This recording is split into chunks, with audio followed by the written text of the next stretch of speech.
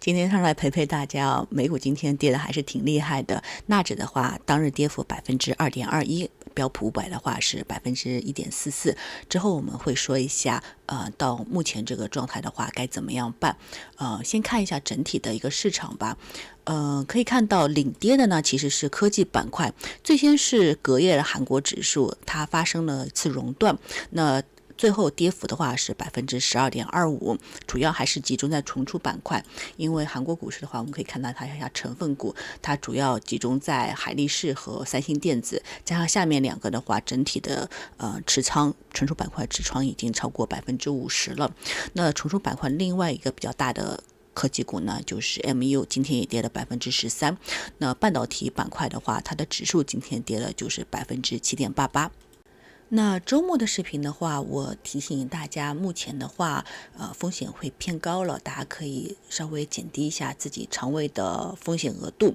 那如果说来不及操作的话呢，那今天已经跌到这个位置了，那接下来的话，它其实还有2个支撑位。一个呢就是这边的50日均线，还有一个就是前低，不管是标普的指数还是我们看一下纳指啊，其实都是比较清晰的，它们的走势几乎是相同的，在50日均线这边有支撑，其实纳指已经跌破50日均线了，还有一个就是前低。大家好，我是新月，视频内容是我个人研究的分享，不构成投资建议。先说一下这次下跌原因吧，主要就是科技股涨太多了，有整理的需求，不管其他的，这个其实就是主要原因。我们可以看一下它科技股目前的一个走势啊，我们以半导体为例吧，半导体的指数的话，它现在离50日均线偏离是21%，离200日均线的偏离是44%，超44%，这个是非常罕见的现象。上一次是什么时候呢？反正我往前面找了10年没有找到，然后我问了 AI， 他跟我说的是2000年互联网泡沫的时候，但是这个指数没有那么长的时间。然后我去找了 QQQ， 那 QQQ 的话，它在2000年顶峰的时候，它离200日均线的偏离也就只是37%，所以目前这个40%以上的偏离其实是挺夸张的了。这周接下来2个比较重要的事件呢，一个就是美光科技的财报，也就是在明天盘后，周三盘后，还有一个就是周四早上25日的 PCE 的数据，我们一个个讲。那美光科技呢，它是存储板块的一个龙头企业，这次韩国这边的海力士和三星跌得那么狠，本身就是一个避险的动作，因为在财报前夕的话，他们先做一个资金的撤离，也是算是正确的吧，预期之内的。那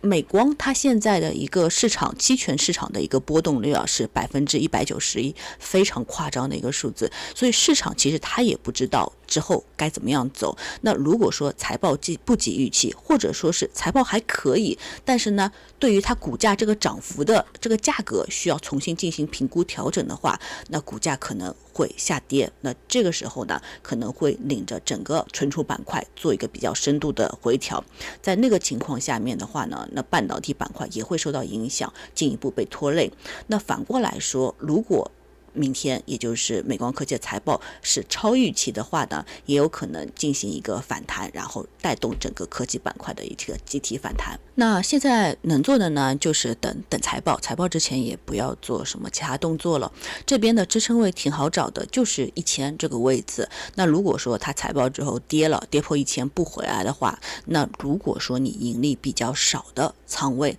那就需要做适当的撤离了。这个是对于盈利比较少的仓位而言。那如果说你的仓位是比较下面的，已经翻了好几番的话，那这个时候也就不需要太过于担心，因为短期的一个价格上的整理回调，并不是说它长期趋势就坏掉了，毕竟它之前的话是不断的在创新高的嘛。那你长期仓位的话，可以等50日均线，甚至于200日均线逐步的减仓都可以。这里我提的1000这个位置是对于短期的盈利不够多的仓位而言的啊。还有一个要注意的呢，就是周四早上的 PCE 数据。PCE 数据它是通胀的一个指标了，美联储非常看重。那美联储它现在新的主席沃什上台了之后呢，他其实我们周末其实也说过，就是他把点阵图要砍掉啊，他自己就没有提交那个利率的预期嘛，因为他说他不想让市场来读点阵图，看他这个点阵图的脸色，更倾向于美联储让市场就是根据实时的数据进行反应嘛，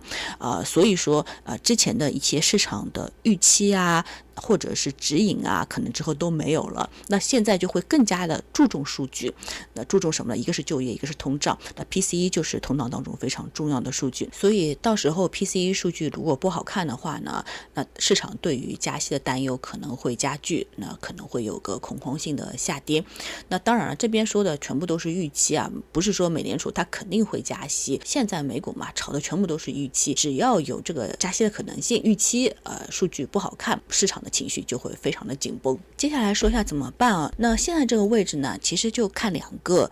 点位就可以了，一个就是50日均线，这个是标普500指数，我作为例子啊，一个是50日均线，还有一个就是前低。那如果说它跌破第一个支撑位50日均线的话呢，你就降一部分仓位，然后再往下跌破前低的话，再降一部分仓位。那这边要注意的是，我说的是降一部分风险仓位，就是原来是3倍的，你到这个时候你要把它卖掉，换成1倍的也可以，或者说盈利比较少的仓位你逐步的卖掉，不是说是清仓，因为从周线上来看，它长期的话还是在上涨趋势，只不过目前的话，它因为涨幅过大，它需要不停的震动，然后来洗一下盘子，然后做下整理，可以参照之前的这段时间不停的震动整理啊，离真正的一个大回调其实